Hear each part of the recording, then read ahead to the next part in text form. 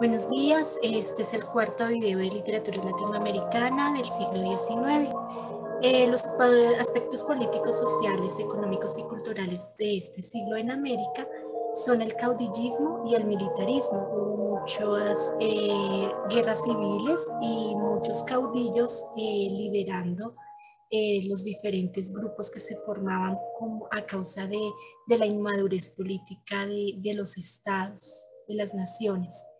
El dominio de latifundios, también hay una continuación de la influencia clerical, una fuerte influencia de la Iglesia Católica, al ya no depender pues económicamente de España, eh, entran a una, entran a una economía con Inglaterra. Continúa la esclavitud hasta 1852 con el mandato de José Hilario López. La esclavitud, como vamos a ver más adelante, hay una abolición de la esclavitud en los diferentes países, en diferentes fechas. Esto corresponde a Colombia. La inmadurez política de las nuevas naciones. Esto ya lo hemos visto porque pues dependían de España, de la corona española, ahora son estados independientes. Entonces, tras esto, tienen que buscar salidas para definir los límites territoriales, por eso a veces se crean conflictos entre los países. Hay que reconstruir las economías, redefinir las estructuras políticas y administrativas. Los diferentes países también buscan el desarrollo de la economía. Son productores y exportadores de materias primas y alimentos y son importadores de productos industriales. Se constituyen en naciones como estados capitalistas y dependientes, inicialmente de Europa, posteriormente de Estados Unidos. A finales del siglo XIX y principios del XX rompen con las estructuras oligárquicas para ampliar su estructura política hacia la ciudadanía. Bueno, los aspectos sociales políticos también están estos conflictos o guerras por territorios. Hay unos vencedores, unos vencidos. Por ejemplo, Florida fue comprada a España, y Estados Unidos compra Florida a España en 1819. Texas deja de pertenecer a México para pertenecer a Estados Unidos. También México pierde la península de California en 1848. Pierde el Nuevo México, también lo pierde. Estados Unidos toma la bahía de Guantánamo en Cuba en 1898. Hay una ocupación militar en Puerto Rico y una intervención estatal del país en una guerra hispano-estadounidense pues a inicios del siglo XXI, del siglo XX, esto es en 1901. Hay, por ejemplo, una construcción del ferrocarril interoceánico de Panamá por parte de Estados Unidos en 1850, que fue antecedente para la potestad que tuvo Estados Unidos sobre el canal de Panamá posteriormente en 1914. Bueno, con respecto a los eventos políticos e históricos, sociales, históricos, políticos y sociales en América y otros continentes, vemos, como ya lo hemos visto anteriormente, que hubo unas guerras por los límites y pues Estados Unidos salió muy beneficiado de estas guerras, sobre todo con México. Y en 1800, pues después de 1804, 1824, hay unos movimientos revolucionarios, después de los movimientos revolucionarios e independencias de las colonias americanas, pues hay una inmadurez política. Entonces se crean una serie de guerras internas en los países. Por ejemplo, tenemos que las guerras del Pacífico, de Chile versus Perú y Bolivia, por conflictos de fronteras y el comercio del salitre. También hay guerras civiles en los países, al interior de los países, por ejemplo, entre liberales y conservadores en Colombia, que fue de 1812 a 1904, de unitarios versus federales en Argentina, de 1814 a 1880, también de los blancos y colorados en Uruguay, las guerras de Chombo de imperialistas versus republicanos en Costa Rica. También vemos, por ejemplo, esta guerra del Pacífico, que es Chile versus Perú y Bolivia, por el comercio del salitre y por sus fronteras. Y también se ve que se observa la abolición de la esclavitud en las diferentes épocas, por ejemplo, Chile en diferentes años, Chile en 1823, Colombia en 1851, Estados Unidos del Norte, en los estados del norte entre 1789 y 1830, pero solamente fue oficial hasta 1865. Con respecto a otros continentes, vemos que también hay una serie de guerras que se dan por estas monarquías. Entonces, bueno, inicialmente en 1815 ahí está la derrota de Napoleón. Hay un convenio de Viena por la restauración de las fronteras europeas, después de pues, todo lo que pasó con el conflicto y las invasiones napoleónicas, y también la intención de restaurar las monarquías. Hay una serie también de revoluciones liberales en Europa por ese convenio de Viena, y estas van de 1815 a 1848. También hay enfermedades como está, por ejemplo, cólera en India, pero que llegó a Francia en 1832. Hay una revolución de julio o de 1830 que supuso el fin de la dinastía borbónica en Francia a favor de la monarquía de Julio. En 1839 a 1842 hay una guerra del opio, que son entre los imperios chino y británico. Ya en 1856, en esta misma guerra del opio, entra a participar Francia. Por estas guerras hay una cesión de territorios por medio de tratados, por ejemplo, de Hong Kong al Imperio Británico por 150 años, en las que obligan, digamos, a China a tener como unos tratados comerciales y a no limitar este acceso comercial a China. Sin embargo, el opio va en contra, porque pues ellos comercializaban opio a los británicos y afectaba a la población.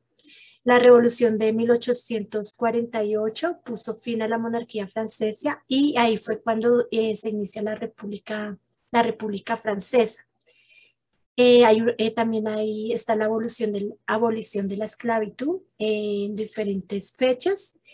Y, por ejemplo, hay una guerra de Crimea entre Rusia y Grecia versus el Reino Otomano, Francia y el Reino de Cerdeña. Rusia tenía una intención expansionista y Francia tenía pues temor a que por medio de esa vía y de esa expansión llegara a dominar todo, incluso hasta el Mediterráneo. Estas guerras terminan con la firma del Tratado de París. En 1867-871, Estados Unidos compra Alaska a Rusia. También hay una unificación italiana, unificación también alemana en 1871. Y el Reino Unido ocupa Egipto y crea protectorado. Como vemos, es una variedad de guerras, lo que hay tanto en el nuevo continente como en Europa y en Estados Unidos. En cuanto a los aspectos culturales, económicos, sociales, científicos, de tecnología, hay una clara división entre otros continentes, como el continente europeo y Estados Unidos y Canadá, con respecto, por ejemplo, a Latinoamérica. Mientras acá entran en guerras civiles constantes, no hay avances científicos. Estos llegan años después de parte de los países que tienen las patentes o los que inventan los que tienen estos avances tecnológicos. Entonces, vemos, por ejemplo, cómo en 1807 se crea el barco de vapor, la locomotora en 1826, en 1800 el telégrafo, hay una industrialización de Francia y el desarrollo de la banca, Marx y Engels publican el Manifiesto Comunista, en 1849 se encuentra el primer pozo petrolífero en Estados Unidos, hay un movimiento sufragista en Reino Unido, todo esto va a ser como desencadenante, digamos, que va a llegar en forma retrasada, por ejemplo, a América Latina. Darwin en 1859 publica El origen de las especies, se crea la primera máquina de escribir, se patenta el teléfono, en 1876 se crea la bombilla eléctrica, está la primera planta hidroeléctrica en Estados Unidos en 1882. Por ejemplo, esto, la planta hidroeléctrica y la central eléctrica de Estados Unidos en 1893. En América Latina fue un periodo que demoró muchos años, de 1880 a 1930. Todavía se estaba en ese proceso de electrificación de Latinoamérica. Entonces vemos cómo llega en forma lenta, retardada a América Latina. Por ejemplo, hay una proyección de la primera película en París, en América Latina. Esta industria del arte tiene que pedir ayuda, por ejemplo, a Estados Unidos, los mexicanos. Y también pues hay uno en el arte, en la ciencia, hay unas aspiraciones y unos ideales europeos por parte de América Latina, siempre como ovacionando y como admirando y como queriendo parecerse a los países europeos. Movimientos y corrientes. Está la literatura gauchesca.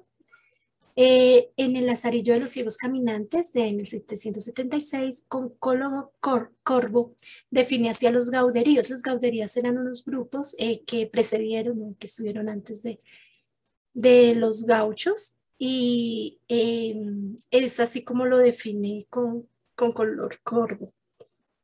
Estos son unos mozos nacidos en Montevideo y en los vecinos pagos. Mala camisa y peor vestidos procuran encubrir con uno o dos ponchos de que hacen cama con los sudaderos del caballo, sirviéndoles de almohada a la silla.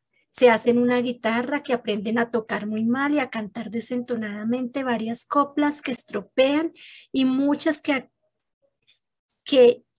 sacan de su cabeza y que regularmente ruedan sobre sus amores. Se pasean a su albedrío por toda la campaña y con notable complacencia de aquellos semibárbaros colones comen a su costa y pasan las semanas entretendidos sobre un cuero cantando o tocando. Si pierden el caballo o se lo roban, les dan otro o lo toman de la campaña enlazándolo con un cabestro muy largo que llaman rosario. Y este es el aspecto que tiene un gaucho. O bueno, un gauderío, que fueron los primeros como gauchos. Influencias y características de la literatura gauchesca. De los gauderíos, que fueron como los primeros gauchos y que tienen un lenguaje como extravagante, o se les consideraba así, no quedan registros, precisamente porque consideraban que eran extravagantes, entonces no hicieron registros de ellos, no quedaron muchos registros. Ya la literatura gauchesca nace como trasunto pampeano o campesino, o sea, los conflictos que se gestan en estas regiones. Es escrita en verso, esta es una adaptación de la décima española, la copla y el romance. Los autores y obras, entonces está El Payador de Santos Vega, pues está también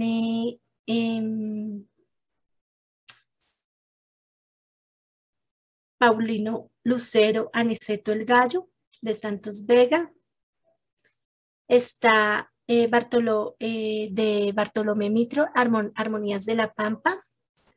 Tenemos Los Tres Gauchos Orientales de Antonio Luchich. Fausto de Estanislao del Campo, y también él hace unas poesías. Estanislao del Campo es un poeta militar y político. De José Hernández tenemos Martín Fierro, que es tan conocido, y de Bartolomé Hidalgo tenemos Cielitos y Diálogos Patrióticos.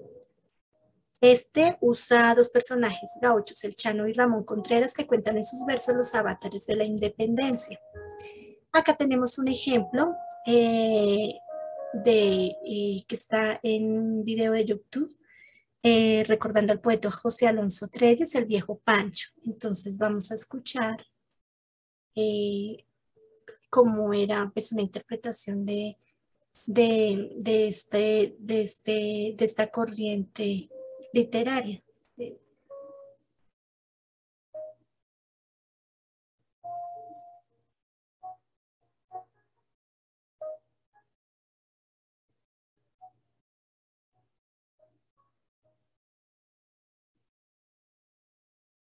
Viejo Pancho. Desde bravos pajonales hasta trebolares muelles, eres José Alonso y Trelles, rastreador de cardinales. Detrás de tu numen sales, bajo diferente luna, labrando la gran fortuna de frutecer tus cogollos y abrigar con ponchos criollos nostalgias de tiempo y cuna.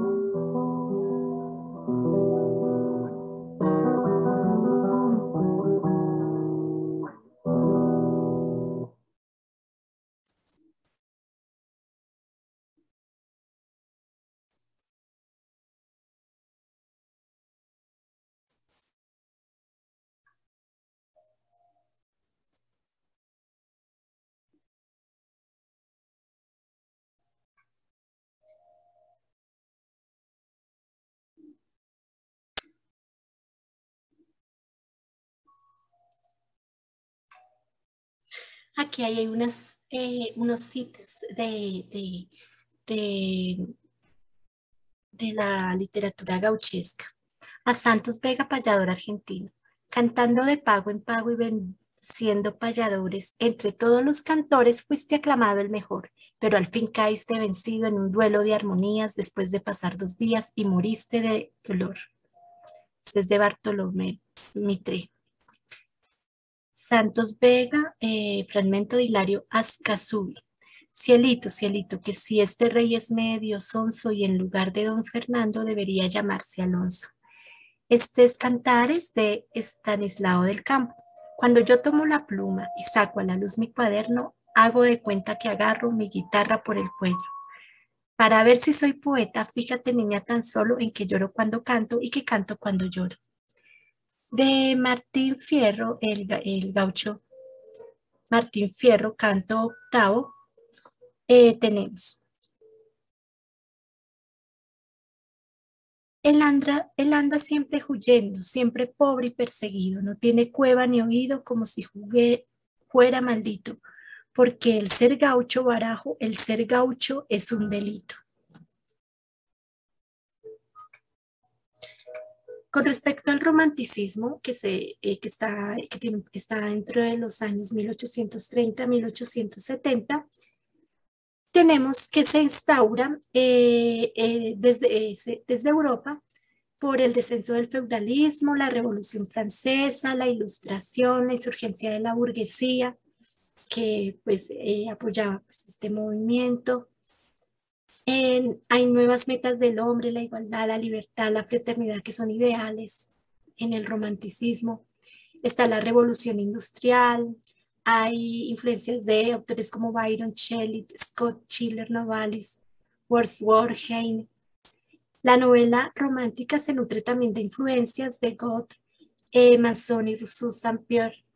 En América se instaura por procesos de la independencia, hay un fuerte patriotismo, la burguesía toma el poder, tienen unos ideales que se dejan ver a través del romanticismo, hay un aprendizaje europeo, está la búsqueda de la independencia ideológica y literaria, y llega por influencia francesa con la obra del argentino Esteban Echeverría.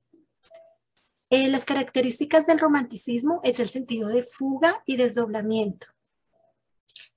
La fuga al pasado, la fuga hacia lo secreto, hacia la oscuridad, hacia el inconsciente, la fantasía y los estados oníricos son otros de los elementos del romanticismo, la evocación hacia el pasado, la nostalgia pues hacia esos estados ideales, hacia los valores europeos también, en cierta forma, el sentido patriótico que se instaura con los procesos de que se instauraron, bueno, con los procesos independentistas. Acá dicen que la inspiración procede del autor, de su genio, no digamos de Dios. La sacralización del verso en metáforas, en formas de metáforas, la visión filosófica de la enfermedad, la tristeza, la muerte, la creación de un nuevo lenguaje, la generación bueno, de este carácter expresivo, de intensidad, de énfasis. Abarca varios géneros, la poesía, la novela, el cuento, el teatro, el ensayo. Autores y obras está Elvira o la novia de plata de Esteban Echeverría. Están los Consuelo, de Esteban Echeverría también Consuelos, que son poesías. Está El matadero de Esteban Echeverría. Este es un cuento costumbrista, pero tiene ideas liberales románticas para salir de la confrontación que había entre unitarios y federales. Por eso tiene un sentido patriótico que es una característica del romanticismo. Está Amalia de José Mármol. Él la hace como una excusa porque él defendía a los unitarios. Entonces pretendía atacar a Rosas, que era el principal caudillo de la Confederación, de la Confederación Argentina. Está Poesías de José Eusebio Caro, Cantos del Hogar de Juan de Dios Pesa, La María de Jorge Isaac, Poesías de Rafael de Mendive, poesías de José Antonio Martín, de Rafael Pombo, la obra de Tinieblas y otros poemas, el Martín Fierro de José Hernández, y Tabaré de Zorrilla de San Martín. Acá tenemos unas citas, por ejemplo, la obra de las tinieblas de Rafael Pombo. Oh, qué misterio espantoso es este de la existencia. Revélame algo, conciencia. Háblame, Dios poderoso.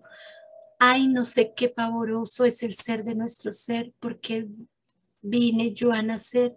Quien ha de padecer me obligue. Quien diosa ley enemiga de ser para padecer. Este es de un fragmento de María de Jorge Isaac. La voz de María llegó entonces a mis oídos dulce y pura. Era su voz de niña, pero más grave y lista, ya para prestarse a todas las modulaciones de la ternura y de la pasión. Ay, cuántas veces en mis sueños un eco de ese mismo acento ha llegado después a mi alma y mis ojos han buscado en vano aquel huerto donde tan bella la vi en aquella mañana de agosto. Acá en esta cita vemos muchos de los elementos del romanticismo que son, pues, digamos, los estados íntimos relacionados con la naturaleza. Vemos también como los estados oníricos, que son importantes en el romanticismo. Acá tenemos un poema de un fragmento de Carlos Augusto Salaver. Oh, cuánto tiempo silenciosa el alma. Mira alrededor su soledad que aumenta, como un péndulo inmóvil ya no cuenta. Este es A las estrellas, de Gertrudis Gómez de Avellaneda. Reina el silencio, fulgidas en torno, luces de amor, purísimas estrellas de la noche, feliz lámparas bellas, bordáis con oro su enlutado manto.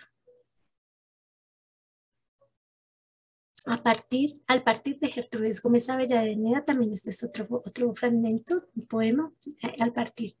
Perla del mar, estrella de occidente, hermosa Cuba, tu brillante cielo, la noche cubre con su opaco velo, como cubre el dolor mi triste frente. Como vemos, hay un nacionalismo y este es uno de los elementos dentro del romanticismo. Está el costumbrismo. Costumbrismo y romanticismo son paralelos, están más o menos en la misma época. Este es una definición que hace José Manuel Marroquín de lo que es el costumbrismo, un artículo de costumbres. Dice que un artículo de costumbre es la narración de uno o más sucesos de los comunes y ordinarios, hecho en tono ligero y salpicado de observaciones picantes y de chistes. Resulta ser una pintura viva o animada de la costumbre y con esta se demuestra lo ridículo que hay en ella.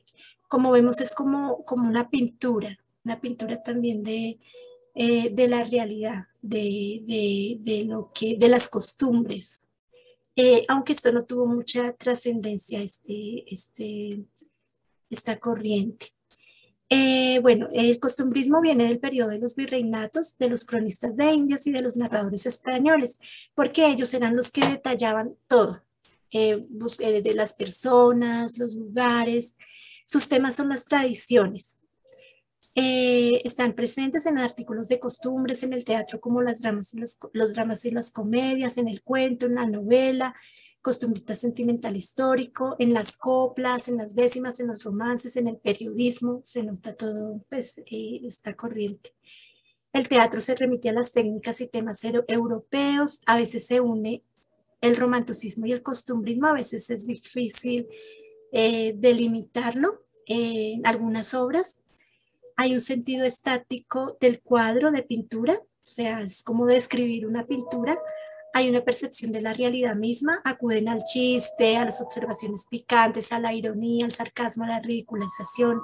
Hay una caracterización de los personajes, una conducción psicológica de los mismos. Los retratos abren, es como un retrato, ese es el costumbrismo, como un retrato que se hace. Los autores y obras, por ejemplo, está Emanuela de Eugenio Díaz, de J. Beche, Artículos de Costumbres de Ricardo Palma, Tradiciones Peruanas. Está también de Cecilia Valdés o la Toma de Ángel de Cirilo Villaverde.